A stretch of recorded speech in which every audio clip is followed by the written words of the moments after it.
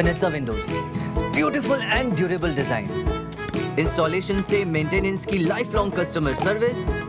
आपके घर में फिनिस्टा नहीं है तो कॉल कीजिए। फाइनल फिनिस्टा। अरे श्रीमती जी, कुछ तो सस्ता लो, बचत करो। नहीं श्रीमान जी, सब बढ़िया लो, रहने दीजिए। इसमें क्या खास बात है? थोड़े में ज्यादा स्वाद, यही तो है इसकी खास बात। वाओ मम्मा, क्या स्वाद है। अरे मेरे राजा। नमस्कार, मैं हूं पुष्कर चौहान और आप देख रहे हैं बड़ी खबर। बड़ी खबर में बात आज कानपुर से आई। कानपुर से विधायक इरफान सोलंकी को जमानत मिल गई। गैंगस्टर एक्ट में उनको जमानत नहीं मिल पाई थी, वही एक जमानत रह गई थी, लेकिन 12 नवंबर 2022 से वो जेल में थे। आप अंदाज़ा लगा सकते हैं कि तकरीबन 3 साल का समय उन्होंने जेल में काट दिया। आज इलाहाबाद हाई कोर्ट से उनको बड़ी राहत की खबर आई और उनके घर पर जश्न मनाया गया। परिवार वालों ने क्या कहा, वकील ने क्या कहा, आइए सुनते हैं।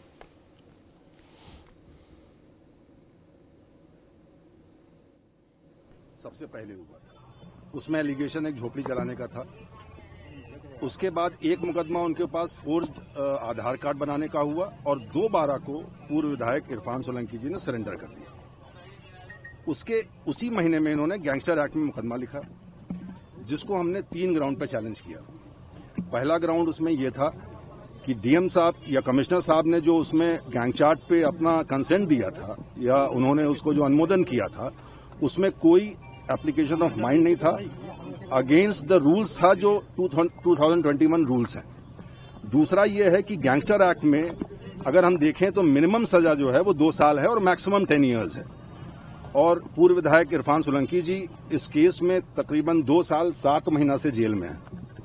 तीसरा ग्राउंड ये था कि उसमें एक केस को आधार लिया था गैंगस्टर केस में इम्प्लीकेट करने के लिए, वो 336 का था। उसमें डिवीजन बेंच ने ये लिख दिया था कि prosecution has failed to prove its case beyond reasonable doubts. तो इन 3 आधार पे मैंने कंटेंशन लिया था, जिसपे माननीय उच्च न्यायालय ने आज इरफान सोलंकी जी को बेल दिया है। ऑर्डर हमने अभी नहीं पढ़ा है, बट आई थिंक जो मेरी दलीलें हैं उस पर माननीय उच्च न्यायालय ने इरफान सोलंकी जी अब जेल से बाहर आएंगे। उनके ऊपर इस बीच 6 मुकदमे और लॉन्च किए for the reason best known to the concern informants.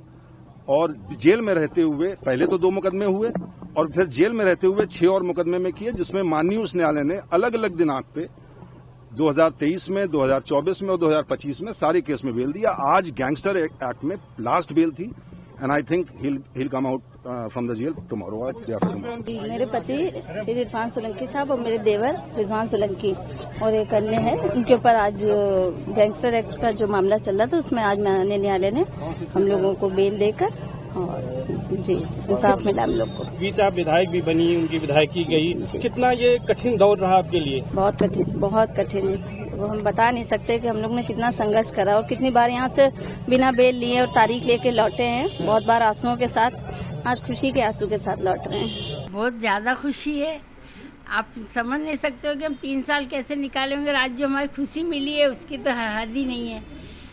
हमारे दामाद ने हमारे साथ में, उनके भाई भी आएंगे, वो भी मेरा बेटा ही है, दोनों भाई आएंगे इंशाल्लाह। हमको उम्मीद यही थी कि मेरे बच्चे जरूर आएंगे, बेगुनाह हैं, जरूर बेखता है, जरूर आएंगे। उनके ऊपर झूठे मुकदमे लगाए गए, कोई बात नहीं, लेकिन ऊपर वाले का शुक्र अल्हम्दुलिल्लाह कि बच्चे आ गए मेरे। सब लोगों की दुआएं हैं और सब लोगों ने बड़ी मेहनत करी और वही मेहनत रंग लाई। बच्चों मेरे बाइज्जत बरी होकर आ गए, इंशाल्लाह आ जाएंगे। ये कुल मिलाकर अगर देखा जाए तो 2 दिन में समाजवादी पार्टी के लिए 2 राहत भरी खबरें आई। एक तो उनके सीनियर नेता आजम खां बाहर आ गए और दूसरे इरफान सोलंकी को राहत मिल गई। दरअसल इस पर अब बड़ी चर्चा है कि आजम कहाँ जाएंगे, आजम क्या करेंगे। आजम खान ने भी निकलने के बाद काफ़ी कुछ बोला है, पहले वो सुन लेते हैं, फिर मैं बताऊंगा कि मैं क्यों ये अब सवाल उठा रहा हूँ कि ये दो सपा नेताओं की रिहाई एक संयोग है या सियासी प्रयोग है किसी पार्टी के द्वारा। पहले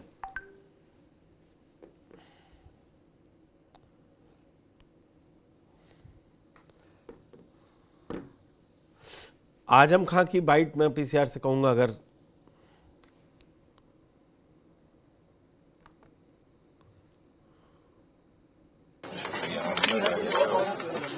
बड़ी पार्टी के बड़े नेता हैं, मेरे जैसे छोटे आदमी के लिए अगर कुछ बात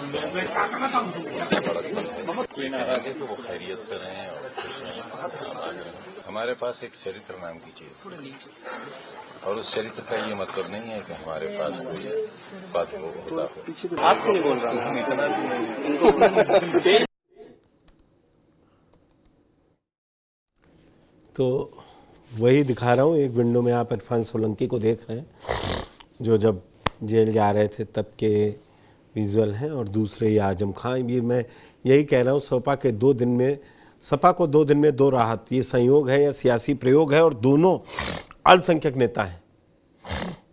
जिस MY समीकरण को लेकर सबसे ज़्यादा अखिलेश को कहा जाता है कि वो उनका वोट बैंक है, उन्हीं के 2 नेता, और वो दोनों अब जब चुनाव, आप ये समझ लीजिए कि अभी पंचायत के हैं मार्च में, और उसके बाद 2027 दिसंबर जनवरी में 2027 जनवरी में विधानसभा के चुनाव हो जाएंगे। मार्च तक तो सरकार बन जाती है। तो फिर क्या है ये मसला। मेरे साथ इस समय राजनीतिक विश्लेषक डॉक्टर आलोक पांडे और हमारे संवाददाता पंकज चतुर्वेदी जुड़ चुके हैं। सीधे चलेंगे उनके पास।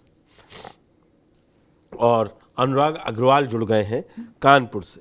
अनुराग, आपके पास सबसे पहले आता हूं, जो सवाल मैं अभी आलोक जी से पूछूंगा। आप मुझे बताइए कि ठीक है, वो वकील को मैंने सुना जो प्रयागराज से उन्होंने बाइट दी कि एक ही मुकदमा रह गया था। बहुत लंबा सफ़र, कोई 23 महीने बाद छूट रहा है, ये भी अब 23 ही महीने बाद जेल से बाहर आएंगे। 34-35 महीने बाद 2022 12 नवंबर से गए थे। ये क्या चक्कर है? ये कौन सा ऐसा इतना जल्दी जल्दी इन लोग के वकील आ गए हैं कि सब राहत मिलती जा रही है? देखिए पुष्कर, अगर हम लोग इस पे कानूनी बात करें तो ज्यादा सही रहेगा, इसलिए क्योंकि कोर्ट से, हाई कोर्ट से जमानत हुई है, और उसमें जो कानूनी बात है वो ये कि गैंगस्टर अपने आप में कोई मुकदमा नहीं होता है। सबसे पहली बात तो ये, जितने भी आपके किसी आरोपी के ऊपर जब बहुत सारे मुकदमे हो जाते हैं तब फिर उसके बाद उसके ऊपर गैंगस्टर का मुकदमा लगता है, अगर ये माना जाता है कि वो एक गैंग बनाकर काम कर रहा है। और अगर कानून की जानकारों की माने तो अगर बाकी मुकदमों में, यानी जो मेन मुकदमे हैं उसमें अगर आपको जमानत मिल जाती है तो गैंगस्टर में जमानत मिलना आसान हो जाता है। बहुत हमेशा 100% ऐसा हो जाता हो ऐसा भी नहीं है, लेकिन हाँ ये कहा जाता है कि अगर बाकी मुकदमों में आपको जमानत मिल गई तो गैंगस्टर में भी आपको मिल जाएगी। और शायद इसीलिए लगातार जब से सिर्फ गैंगस्टर का मामला इरफान सोलंकी का बचा हुआ था, उस पर लगातार डेट पे डेट पड़ रही थी, तो ये माना जा रहा था कि जब भी ये मौका आएगा तो कहीं ना कहीं ये फैसला फेवर में जा सकता है, और वैसा ही हुआ। दूसरी बात पुष्कर ये कि देखिए, इरफान सोलंकी समाजवादी पार्टी के लिए कानपुर के कम से कम बड़े नेता हैं। तकरीबन 15 साल से ऊपर उनको हो गया है राजनीति में विधायक बने हुए, और आप पूर्व विधायक जरूर हैं लेकिन आज भी उनकी पकड़ है। और खासकर जो 3 सीटें ज्यादातर जो सपा के पास रहती है, चाहे वो कैंट की हो, चाहे वो सीसामऊ की हो, और या फिर वो आर नगर की हो, ये एक मजबूत गढ़ माना जाता है। और अब जिस तरह से इरफान सोलंकी ने वापसी करी है, बहुत जल्द वो रिहा हो जाएंगे। उसके बाद ये भी माना जा रहा है कि 3 साल की जेल के बाद, तकरीबन 35 महीने जेल में रहने के बाद अगर वो बाहर आ रहे हैं तो कहीं ना कहीं सिंपैथी भी उनके साथ है, और वो भी एक बड़े वोट बैंक में कन्वर्ट हो सकती है। चौथी बात पुष्कर, जिस तरह से इरफान ने पेशी के दौरान कहा था कि हमारे घर से 2 विधायक होंगे, और फिर उसके जाते आते उन्होंने उसको थोड़ा सा इम्प्रोवाइज किया था और कहा था कि 1 विधायक 1 सांसद होगा, तो इसमें तो कोई दो राय नहीं है कि 2027 में आपको 2 टिकट सोलंकी परिवार से देखने को मिल जाए। हो सकता है वो 2 विधायकों को हो, या फिर तब तक अगर इरफान सोलंकी को राहत नहीं मिली सुप्रीम कोर्ट से, क्योंकि जब तक वो जो 6 साल वाला प्रोसीजर है, जब तक वो सजा पे रोक नहीं लगेगी, तब तक इरफान सोलंकी चुनाव नहीं लड़ पाएंगे, जो कि सुप्रीम कोर्ट में मामला गया हुआ है और उस पर अभी सुनवाई होनी बाकी है। तो अगर उससे राहत मिलती है 2027 से पहले, तब तो आपको 2 टिकट देखने को मिल सकते हैं सोलंकी परिवार में। मैं थोड़ा आलोक जी से बात कर लूं। आलोक जी, आपको क्या लगता है, इरफान सोलंकी पहले 16 सितंबर को आजम खान 23 साल बाद, और तकरीबन उससे पहले 27 महीने रहे थे, बीच का 1.5-2 महीने निकाल दीजिए तो 5 साल के लमसम 50 महीने, 4-4.5 साल वो खुद ही कह रहे हैं कि जेल में काटे, मैं क्या बताऊं। 35 महीने बाद अगर कल सकुशल घर वापसी हो जाए तो वो है। आपको नहीं लगता जो मैं सवाल उठा रहा हूं ये ऐसा ही है, कोई सियासी प्रयोग है या सहयोग है? एकदम से मजबूती सरकारें पक्ष नहीं रख पा रही क्या? और सब अल्पसंख्यक लोगों को हाईकोर्ट जमानत मिल रही है। आप अगर थोड़ा सहारनपुर चले जाएं तो वहां हाजी इकबाल के दोनों बेटों को मिल चुकी है, उनको भी हाईकोर्ट जमानत मिल गई। ये एकदम से अल्पसंख्यक समुदाय पर कुछ पकड़ ढीली हो रही, उन पर जो मुकदमे पिछले 3 साल चले हैं उस पर सरकार मजबूती, मतलब जो पक्ष रखना है वो रख नहीं पा रही है। वकील पुष्कर जी, क्या सरकार पक्ष रखना चाहती है? अगर रखना चाहती होती तो 35 महीने से इरफान के खिलाफ रख रही थी, और आजम खान जी तो कह रहे हैं हम तो मतलब फोन चलाना भूल गए, इतना जेल में रहे। तो आपको क्या लगता है कि मतलब जैसे मेरी जो मतलब पॉलिटिकल इंस्टिंक्ट कहती है या एक मेरी राजनीतिक समझ ये कहती है कि क्या सरकार इन मुकदमों को तेजी से लड़ रही है, या सरकार चाह रही कि नहीं थोड़ा सा बेल मिल जाए, ये लोग बाहर आए, फिर थोड़ा सा जो हिंदू मुस्लिम वाला मैटर थोड़ा आगे बढ़े तो पीडीए थोड़ा कमजोर पड़े। अगर जो इस तरह के जो नेता है जिनके ऊपर गैंगस्टर लगा है, जो थोड़ा सा विवादित है, ये जेल के अंदर रहेंगे तो मुद्दा कम बनेगा। ये जेल के बाहर आएंगे तो क्या भारतीय जनता पार्टी पॉलिटिकल मुद्दा बना सकती है? पता नहीं क्यों, मतलब अब इसके आप प्रमाण चाहेंगे तो मेरे पास कोई प्रमाण नहीं है, लेकिन सरकारें अगर विरोध कम करवाएं अपने वकीलों से, उस तरह के प्रमाण कम रखें, तो जमानत तो मिल जाती। देखिए कोई ये लोग जिस तरह से खुशी मना रहे हैं, जमानत पे खुशी होनी भी चाहिए, लेकिन अभी कोई बाध्यता रिहा तो नहीं हुए। इनके मुकदमों में इतने दिनों बाद इन्हें जमानत मिली है, इतने दिनों बाद मिलने के बाद अभी क्योंकि चुनाव बिल्कुल शुरू होने वाली, चुनावी बेला शुरू होने वाली है, उसके पहले इनका आना और एक कम्युनिटी के विधायकों का और लीडर्स का बाहर निकल के आना, पता नहीं क्यों मुझे ऐसा लगता है कि संयोग है या प्रयोग है। अगर आप मुझसे पूछेंगे तो एक मेरे मतलब पॉलिटिकल इंस्टिंक्ट के आधार पर कहूंगा, अनुभव के आधार पर कहूंगा कि मुझे संयोग कम और प्रयोग ज्यादा लगता है। ये प्रयोग ज्यादा है। अब इसके प्रमाण अगर आप मांगेंगे तो मेरे पास कोई प्रमाण नहीं है, लेकिन सरकार राजनीति में प्रमाण बहुत कम मिलते हैं। आलोक जी, जब जो हो रहा होता है प्रमाण पहले नहीं आते। जब पाला इधर से उधर नीतीश कुमार बदलते हैं बिहार में तो उसके प्रमाण पहले नहीं होते हैं कोई। एक चीज ये नहीं, और इसके साथ एक चीज और जोड़ दूं पुष्कर जी, अगर आपकी अनुमति हो। जी जी। मतलब आजम खान जी का उपयोग भारतीय जनता पार्टी करेगी क्या, ये अभी बस अक्टूबर माह के 10-12 तारीख तक अंदाजा लग जाएगा कि क्या भारतीय जनता पार्टी की क्या इंटेंशन है। देखिए आलोक जी, मैं दूसरे राउंड में आपसे सवाल करने वाला था, पंकज चतुर्वेदी जुड़ गए हैं तो मैं उनसे बात करता। मैं यही तो जानना चाह रहा हूं कि अब ये नेता आएंगे क्या बताएंगे। आजम खान बोल रहे हैं अखिलेश यादव बहुत बड़े नेता हैं, हम छोटे हैं, वो हर चीज कोई चीज क्लियर नहीं। उन्होंने ये नहीं कहा कि समाजवादी पार्टी हमारी पार्टी है और मैं मरते दम तक इस पार्टी में रहूंगा। जो आजम खान, पुराने आजम खान याद कीजिए, वो यही कहते हैं ये पार्टी हमारी है और मैं मरते दम तक समाजवादी पार्टी के साथ, मैं बिकाऊ माल नहीं हूं। आज कहा उन्होंने ये बात, कही उन्होंने बात, बिकाऊ माल नहीं हूं। लेकिन पंकज चतुर्वेदी समाजवादी पार्टी के बड़े नेता भले सीतापुर ना पहुंचे हों, लेकिन पूरे लखनऊ में बड़े बड़े पोस्टर दिखाई दे रहे हैं आजम खान के लगे हुए। अखिलेश के, तो ये समाजवादी पार्टी केवल सीतापुर में रिसीव करने जेल के बाहर से और बाकी आजम खां के साथ खड़ी है पार्टी, ये कुछ समझ में नहीं आ रहा। दो तीन बातें आज आप प्रेस कॉन्फ्रेंस में भी थे लखनऊ में अखिलेश यादव की। जी बिल्कुल पुष्कर, देखिए जब इसको लेकर के एक सवाल हुआ कि क्या आप आजम खां से मिलने जाएंगे अखिलेश यादव से, तो अखिलेश यादव काफी नाराज हुए और उन्होंने उस पत्रकार को मतलब एक तरीके से कहा जाए आप जानते हैं उसी तरीके से ही उस पत्रकार पे हमलावर हो गए। उन्होंने कहा आपको जानकारी नहीं है मेरा कार्यक्रम। नहीं, एक बार फिर से बोलिए, सुन नहीं पाया आपकी आवाज। आजम खां जब वो पत्रकार ने पूछा आप मिलने जाएंगे तो क्या कहा? में नहीं थे। और ये बात भी सही है कि आजम खां जैसे उनका पुराना रवैया था वैसे आज भी बरकरार है। पंकज आपकी आवाज कट गई, शायद कनेक्शन में कुछ प्रॉब्लम था। आपने कहा जब पत्रकार ने पूछा आप आजम खां से मिलने जाएंगे तो उन्होंने क्या कहा? देखिए उन्होंने सीधे तौर पे उस पत्रकार पे कहा कि आप पढ़े लिखे नहीं है, मेरा कार्यक्रम जा चुका, आप पढ़े नहीं। चूंकि अब प्रेस कॉन्फ्रेंस ही तो सवाल जायज था। यानी आजम खां के मुद्दे पे अखिलेश यादव किसी भी प्रकार की इस तरीके की बयानबाजी या इससे बचने की उनकी कोशिश है कि कोई विवाद आ जाए, क्योंकि आजम खां अपने बयानों के लिए जाने जाते हैं और आप भी जानते हैं चाहे उनकी सरकार रही हो तब अखिलेश यादव हमेशा हमलावर रहे हैं। उसके बाद भी कई सारी चीजें हुई। आजम जब पहली बार जेल गए दोबारा आए तब भी वो हमलावर थे। तो कुल मिलाकर के आजम की पुरानी शैली है। इससे पहले भी आजम 2012 से पहले जब समाजवादी पार्टी छोड़े थे अमर सिंह की वजह से और मुलायम सिंह यादव पे उन्होंने हमलावर करके कई सारे हमले किए थे, लेकिन फिर भी उसी पार्टी में आए, किसी और पार्टी में नहीं गए।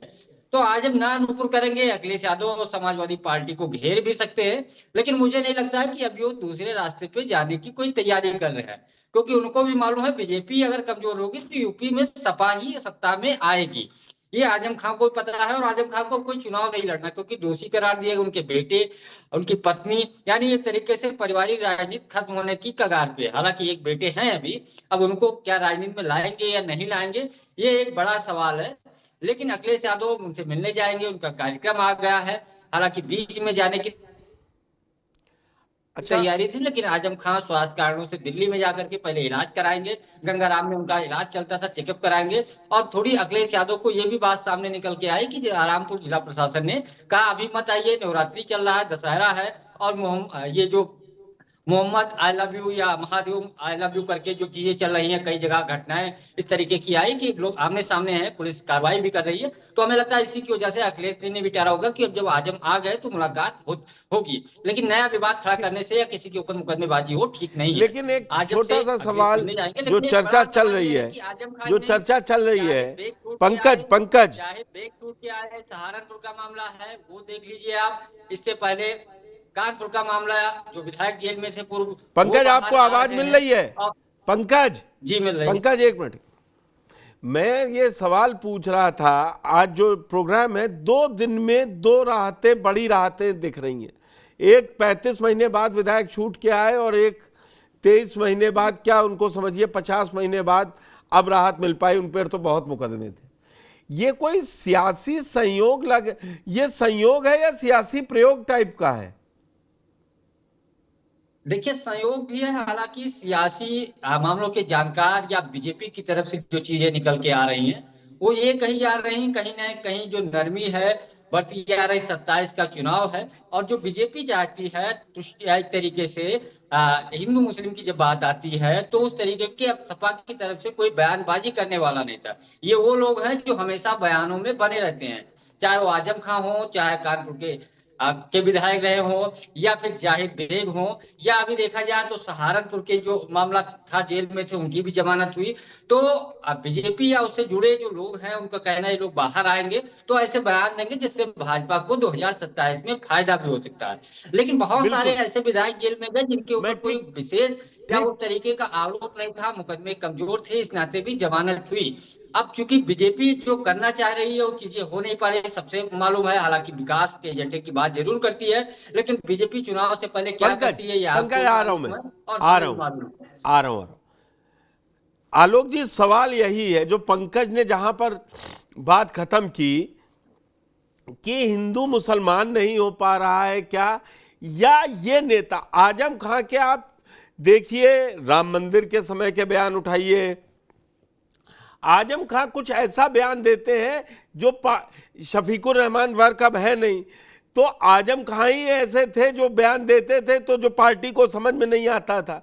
पार्टी प्रवक्ता बहुत छोटा है कि वो आजम खां या शफीकुर रहमान वर्क पर कोई बयान दे। अब आजम खां बाहर आ गए हैं और तेवर भी आप देख रहे हैं किस तरीके के चल रहे हैं। तो बीजेपी का एजेंडा इनको अब 50 महीने जेल में रखने के बजाय अगर ये बाहर रहेंगे तो ज्यादा मदद पहुंचेगी क्या? पुष्कर जी, आजम खान जी बाहर आ गए, अखिलेश यादव के लिए यही एम्बैरेसमेंट। अखिलेश भाई तो सोच रहे होंगे अंदर बने रहते चुनाव तो ज्यादा अच्छा है। 24 में इसीलिए बड़ा रिजल्ट आया, 24 में बड़ा रिजल्ट इसीलिए ला पाए। जी जी, तो आजम खान के आने के बाद देखिए अब अखिलेश यादव उस पत्रकार से डांट दी, मेरे पहले प्रोग्राम चला गया। आप ये बताइए, कोई बंदा लगातार इतने दिन जेल में रहने के बाद जेल से बाहर निकलता है, 4 साढ़े 4 साल बीच में कुछ समय अगर छोड़ दिया जाए, वो जेल में रहता है, और अखिलेश भाई 15 दिन बाद मिलने जा रहे हैं, जेल में गए नहीं। आप याद करिए, गायत्री प्रजापति से मिलने मुलायम सिंह गए थे, 45 मिनट रुके थे जेल में, और अखिलेश भाई जेल में मिलने नहीं गए मुस्लिम नेता के साथ। और दूसरी बात, निकल आए तो अभी तक फोन नहीं किया अखिलेश यादव ने। आजम भाई ने तो कह दिया उन्हें तो फोन चलाना भूल गए 5 साल में जेल में रहने से, और तो फोन चलाना उन्हें आता नहीं, वो अब मिलाएंगे नहीं। और अखिलेश भाई का प्रोग्राम चला गया है, 15 दिन बाद वो मिलेंगे। आज के जमाने में इन लोगों को कौन सा बैलगाड़ी से चलना है कि पैदल जाएंगे 100-200 किलोमीटर, तो अभी 15 दिन में पहुंच जाएंगे उसके पहले। तो अखिलेश जी का प्रोग्राम इतना डिले लगना, ये एक संदेश है कि अखिलेश भाई थोड़ा चाहते हैं कि इनसे दूरी बना के रखे। लेकिन आजम खान का बाहर आना ही समाजवादी पार्टी को इस तरह से परिचर्चा में लाएगा, थोड़ा सा एम्बैरेसिंग निश्चित होगा। अखिलेश यादव मिलेंगे तो दूसरी तरह से एम्बैरेसिंग होगा, नहीं मिलेंगे तो दूसरी तरह से एम्बैरेसमेंट आएगा। तो अखिलेश यादव का फोकस इंटरनल ज्यादा हो जाएगा आजम खान के आने के बाद। पीटीए में जरूर अनुराग से पूछ रहा हूं, अनुराग कर पाएंगे। ठीक है लोग, अनुराग, अगर इरफान बाहर आते हैं, ये सपा के लिए कितना फायदेमंद है कानपुर इलाके में? अब वो चेहरा हो गए, नसीम सोलंकी जीत गए थे, जीत गई, उस सीट पे जीत गई, लेकिन क्या वो अपने को दिखाएंगे कि सरकार ने मुझे कितना प्रताड़ित किया और मैं कैसे बाहर आ पाया? क्योंकि इरफान सोलंकी भी 2022 से पहले क्या क्या बयान दे रहे थे, ये किसी से छुपा नहीं है। खूब विवादित बयान उन्होंने मुख्यमंत्री पे दिए, पार्टी पर तो हमेशा ही आरोप लगाते रहे। देखिए पुष्कर, मैं आपको बता दूं, इस सवाल आपने बहुत अच्छा किया है, और अच्छा इसलिए क्योंकि इरफान सोलंकी के आने के बाद जो राजनीतिक समीकरण कानपुर में बदलेंगे वो तो बदलेंगे, लेकिन सपा के जो अपने समीकरण है वो भी बदल जाएंगे। ऐसा नहीं है कि इरफान सोलंकी के आने के बाद से, क्योंकि देखिए हर व्यक्ति की राजनीतिक महत्वाकांक्षाएं होती हैं, और सपा के अंदर भी जो बड़े बड़े कद्दावर नेता हैं या विधायक हैं, उनके अंदर भी महत्वाकांक्षा है। ऐसा नहीं है कि सीसामऊ की सीट कोई नसीम सोलंकी को सारे नेताओं ने मिलकर एकदम हाथ में परोस के दे दी थी, बल्कि अब इस समय नाम नहीं ले सकते हैं, लेकिन बड़े बड़े नेता इस बात के लिए लगे हुए थे कि सीसामऊ सीट पर उनके कोई परिवारजन वो को वहां से टिकट मिले और वो वहां से लड़ें। तो इरफान सोलंकी के आने से बहुत ज्यादा खुशी यहाँ के नेताओं में है, ऐसा भी नहीं है, क्योंकि देखिए इस बात से तो इनकार नहीं कर सकते कि इरफान सोलंकी कानपुर में सपा की राजनीति में एक बड़ा नाम है। और सिर्फ इरफान सोलंकी नहीं, जब उससे पहले उनके पिताजी थे स्वर्गीय हाजी मुश्ताक सोलंकी, उनकी तो ऐसी छवि थी जो कि विपक्ष भी उनकी तारीफ किया करता था। तो एक पूरा परिवार लगातार इस राजनीति में है, लगातार जानता है, और इसको लेकर सपा के अंदर भी खलबली मची हुई है। भले ही वो इस बात को एक्सेप्ट ना करे सामने, लेकिन ये खलबली है, और खासकर ये खलबली तब से ज्यादा मची हुई है जब से इरफान सोलंकी ने कह दिया है कि अब की 2027 में 2 विधायक होंगे परिवार से। उसके बाद से ये अलग ही समीकरण पे चला गई है यहाँ की राजनीति, और ये 2027 आते आते बिल्कुल क्लियर हो जाएगा, और उससे पहले तब क्लियर हो जाएगा जब सुप्रीम कोर्ट जो इरफान सोलंकी की याचिका है उस पे अगर ऐसा फैसला देती है जो कि इरफान सोलंकी के फेवर में है, तो उसके बाद एक बहुत बड़ी उठापटक आपको कानपुर में सपा की राजनीति में देखने को मिल सकती है। ठीक है पुष्कर। पंकज चतुर्वेदी, मुझे ये बताइए, सपा में तो परिवारवाद वाला ऐसा कोई चक्कर है नहीं कि परिवारवाद से यहाँ वो टिकट नहीं मिलेंगे दो। इरफान अगर और नसीम सोलंकी दोनों को मिल जाता है, बात वो समाजवादी पार्टी तय करेगी। लेकिन अगर सियासत में देखें तो आजम खां के पास, जैसा भी आपने कहा था कि उनके बड़े बेटे को वो उतारेंगे कि नहीं उतारेंगे, मुझे ये समझना है कि आजम खां अगर समाजवादी पार्टी को एम्बेरस करके फिर क्या मिल सकता है। अभी अब्दुल्ला आजम को अगर राहत मिलना शुरू हो जाएगी, जहाँ पैन कार्ड, उसका उनका पूरा एक सियासी कैरियर है, तो वो ज़्यादा सेटल्ड तो समाजवादी पार्टी में ही दिखाई देंगे ना। ये कयास लगाना कि ये नुकसान करेंगे अखिलेश का, ये कितना जायज है सवाल? देखिए, कई सारे आजम खां के बयान आपने पिछले सालों में सुना होगा, जिससे पार्टी में फजीहत होती है, ये तय है। और आजम खां बड़े नेता हैं तो हर कोई उनके बयान पे कटाक्ष नहीं कर सकता है। वहां सिर्फ राम गोपाल यादव या फिर शिवपाल यादव या अखिलेश को स्वयं माना पड़ता है। हालांकि ये लोग भी बचते हैं क्योंकि आजम खां उसके बाद भी बयान दे देते हैं। तो आजम खां का एक अलग रुतबा है। वो अभी जब कल उन्होंने बोला कि अखिलेश यादव नेताजी के बेटे हैं और इसलिए मैं भी उनको बेटा जैसा मानता हूँ, तो ये दिखाने की कोशिश किए कि अखिलेश यादव अभी बेटे ही है, जैसा उनका जो नाम रखा था टीपू, आजम खान नहीं रखा। तो कई सारी ऐसी चीजें हैं। अखिलेश को अभी वो राष्ट्रीय अध्यक्ष या अपना नेता नहीं मानते, वो कहते नेताजी के बेटे हैं। और साथ ही ये भी पूछा गया कि आपको कोई बड़ा नेता लेने नहीं आया, तो उन्होंने कहा वो तो बड़े नेता हैं, अगर मैं बड़ा नेता होता तो आते। तो बड़ा नेता तो बोल दिया, लेकिन राष्ट्रीय अध्यक्ष या इस तरीके की चीजें नहीं बोलते हैं। हाँ, इतना जरूर है, आजम खान को फायदा बहुत सारा रहेगा। सरकार में रहेंगे तो उनकी धाक रहेगी, उसमें कोई शक नहीं। अगर सपा की आती है, संगठन के महासचिव पद पे है ही, वो जेल में रहते थे तब भी स्टार प्रचारकों की लिस्ट में रहते थे, दूसरे तीसरे नंबर पे। तो इससे आप समझ सकते हैं पार्टी में उनकी अभी क्या अहमियत है। और आएंगे तो ऐसी बहुत सारी चीजें हैं जिससे आजम, जैसा अखिलेश ने कहा मुकदमे वापस ले लिए जाएंगे। हालांकि आजम खान ने कहा कि ऐसी कोई स्थिति नहीं हो सकता है, मेरे मुकदमे सुप्रीम कोर्ट तक सब खत्म हो जाए, मेरे ऊपर ऐसे कोई मुकदमे नहीं है। लेकिन सत्ता में और सपा के साथ रहेंगे तो आजम खां का रसूख वैसे रहेगा जैसे 12 से 17 या फिर 2003 या 2 की सरकार जो नेताजी की बनी थी, मायावती की सरकार गिराने के बाद, और 7 तक थी, तो वैसे ही उनका रसूख रहेगा, उसमें कोई शक नहीं। वो मंत्रिमंडल में रहे या न रहे, उनकी एक अलग सरकार चलती है। हालांकि यही कारण है कि अखिलेश यादव ज्यादा भाव देने की कोशिश नहीं करते हैं, हालांकि नाराज भी नहीं करना चाहते। अखिलेश को मालूम है कि अब नेताजी के जो साथ के समय भतीजे वाला असल में खेल है सारा। तो अखिलेश यादव आजम खान का सारी बात चाहते कि मेरे रास्ते सारी बात आलोक जी वो चचा भतीजे की है। ये भी कारण है कि अखिलेश यादव जानते हैं कि अगर आजम को ऊपर लेकर के या जा करके ज्यादा उनको वेटेज देंगे तो फिर से, चूंकि नेताजी के करीबी संस्थापक सदस्य हैं और बयान भी है, तो वो अपने आसपास किसी नेता को अपने बराबर या फिर नेताजी के कह सकते हैं जो साथी हैं उनको ऊपर नहीं देखना चाहते। ठीक है, मैं आलोक जी से एक बात पूछता हूँ। आलोक जी, वो चचा भतीजे हैं तो मान जाएंगे क्या? वो हाथ पकड़ेंगे कि चाचा आपको मदद करनी है, बात खत्म हो जाएगी? इतनी सरल रहेगी 27 तक?